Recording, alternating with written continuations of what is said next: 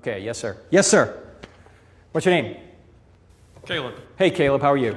Gentleman who asked the son question is my dad. Oh. Cliff over there. Hey, Dad. How you doing? So obviously he's a Christian, and I'm not quite sure what I am. I've had a constant kind of struggle my whole life with what I believe, but so I'm not well versed in or chaptered in the Bible.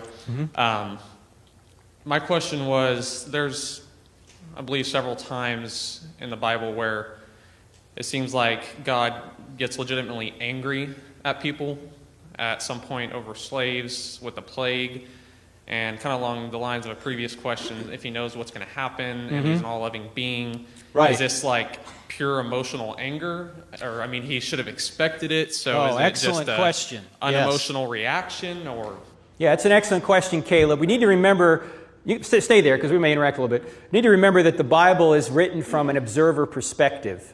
So there are times when it appears, say, God is angry with Israel and he's going to wipe Israel out. And then Moses goes and prays and apparently changes God's mind from our perspective, right?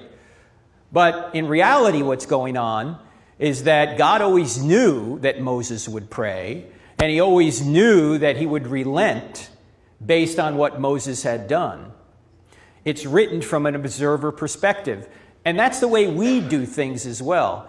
In fact, you read in the Bible that the sun rises and the sun sets. Well, we know it doesn't really do that, right?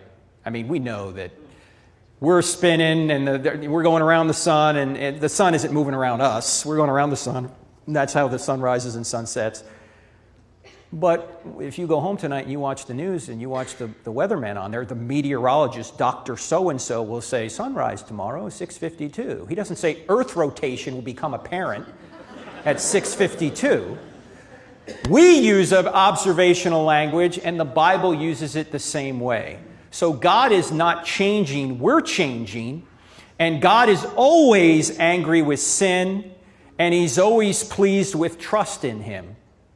And what happens is we move from one aspect of God, wrath, when we're in sin, and then we move into grace when we trust in him for his free gift.